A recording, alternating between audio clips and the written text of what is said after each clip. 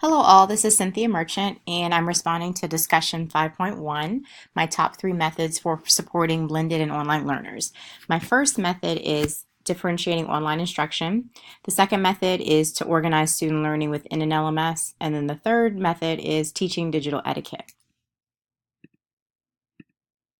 And so for differentiating online instruction, I find that it's important to present online students or blended learning students with multiple instructional methods based on a variety of learning styles. So this gives students a variety of context to learn the content that is accessible within the LMS that you're using. So you could post links to different text for them to read, embed visual images onto the pages, embed videos, and even within that page, you could put online interactive games, links to those games. And in our last unit, we talked about the importance of gamification. So for an extension project, or if that is your focus, that could be something to add. Something that I'd like to try within our next blended learning project is the flipped classroom method. And this is basically presenting students with basic instruction. And so outside of the classroom, they'd be learning that recall information. And then when they get to the face-to-face classroom, that will allow for higher order tasks and discussions to happen, more time for introspection, and then students are bringing all of these ideas and questions to the discussions. The class time is going to be used more for active participation in a collaborative setting, and this really kind of changes the role of the teacher. The students are no longer just passive learners, but they're actively participating. The teacher is now monitoring and facilitating these projects, and really the students get a chance to put all of that into the classroom setting. And then the last thing that I've added is backward design, which is something that also happens in the face-to-face classroom. And basically this means to present students with examples of exemplar student work. That's one way of showing them what you expect from a project. Also showing them the rubric that they're going to be assessed on so that they're completely aware of what the end goals would be. And I do this anyway in the face-to-face classroom as an art teacher. They really need to see some examples of technique and final products as far as like what I'm expecting for detail and just specific criteria, what the expectation looks like. And then to organize student learning within the LMS. Currently, I'm doing a shadowing experience with the Maryland State Department of Education, and I'm learning how to use the eConnect system.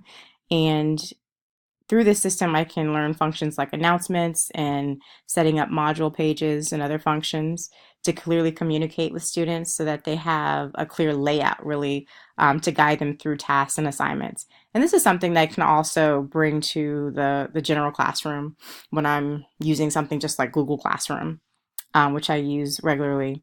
Um, and then within Google Classroom, I'm able to post instructions that give my students step-by-step directions. Sometimes I post checklists within a unit, projects that are broken up and scaffolded into daily activities.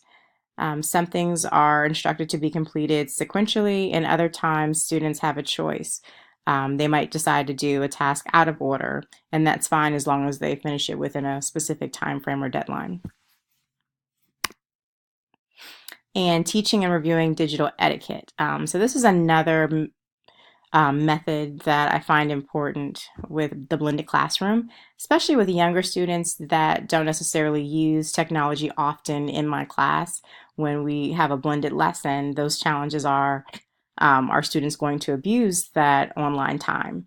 And so I find that a way to overcome that challenge is to teach cyber ethics and review what the digital etiquette is, because they already know from their general teachers what the expectations are of digital etiquette.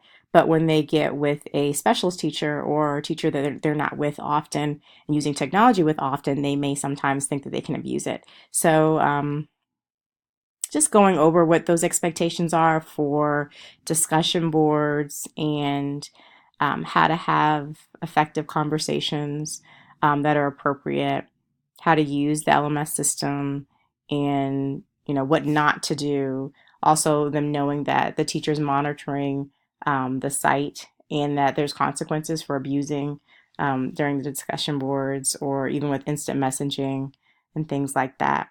So that way you kind of avoid those things that the students might try to get away with.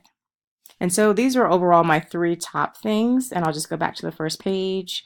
Really differentiating online instruction. This is something, again, that happens in a face-to-face classroom, but also is something significant in blended learning, organizing student learning to really support them so that they have clear understanding of how to go through lessons, and then finally teaching expectations of how to act within a blended learning environment or online learning environment.